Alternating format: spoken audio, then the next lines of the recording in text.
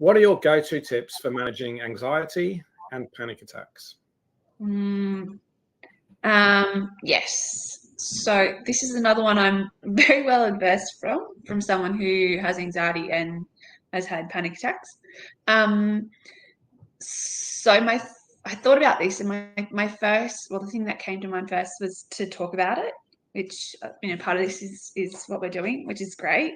I think when we have anxiety or we experience panic attacks, there is still stigma, but stigma that maybe sometimes we can have ourselves as well. And there's a fear around it. There's fear around the conversations that we have with ourselves when we're anxious. There's fear around what will happen if we have a panic attack, during, post, and pre as well. So I think having conversations, and especially if you're working in a workplace where maybe this is something that you're living with and managing, if it's with your mentor, your co-workers, to just say, hey, like, this is what I experience, this is how it sort of manifests or looks, this is how I manage it, but like this sort of happens. I had a panic attack at the end of last year, and I was at work, and it was after I had a phone call, and it was a really lovely phone call about a really exciting project, and there were no clear indicators, and I was like, I feel a bit off. I might go and like work from home instead of our office.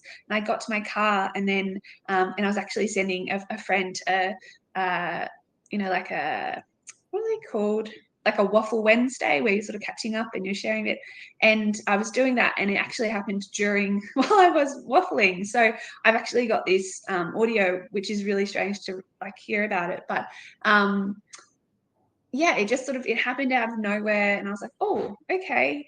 But I knew what to do. So I think to talk about it, so people around you who might be near you when you're experiencing it can see what's happening, and know, and also understand maybe what works for you. Also thinking about how you take care of yourself pre-panic attack or anxiety attack, or just episode of having high levels of anxiety, during it and post. So like we talked about breath before, but grounding exercises are so important. So talking to ourselves around not, what we say to ourselves or what our thoughts are isn't necessarily all the truth.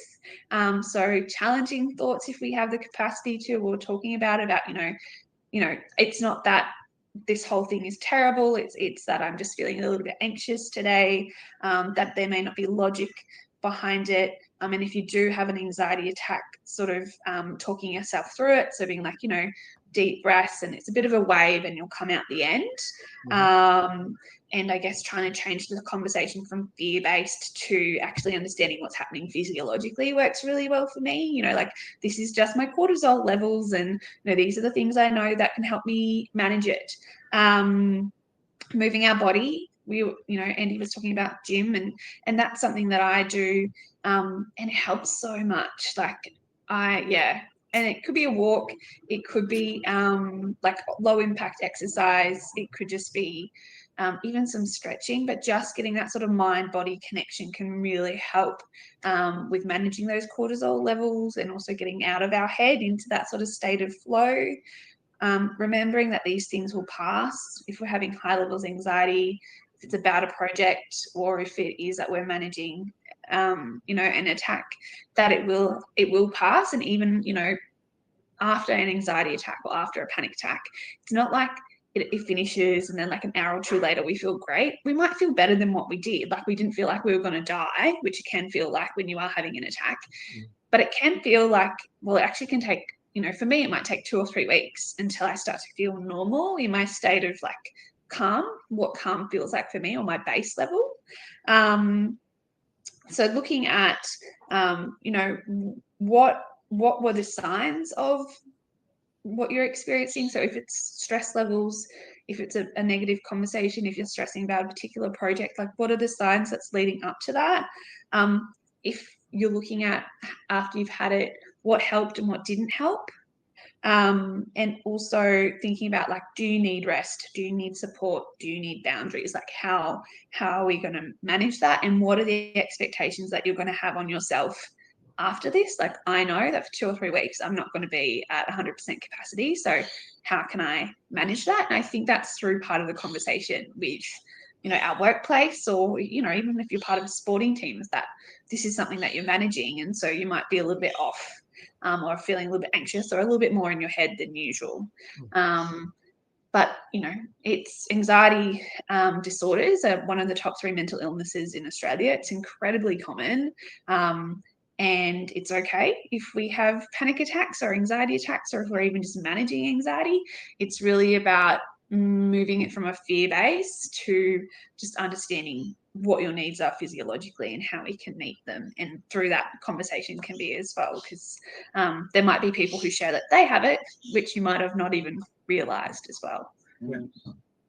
So it can be scary, and I like the way that you kind of, if you can get to that point where you can make it quite rational and factual, it's actually a nice way of bringing it back down to earth, isn't it? Yeah, just trying to change that perception. And we can absolutely we can let it run away with us. Absolutely. I'm so guilty of that, and that's okay. It doesn't mean you're terrible at managing your anxiety or anything like that, but having the capacity to sort of pull yourself back and out of it and recover is really important. Yeah. Excellent. All right. Could I just share very quickly a book that I've found.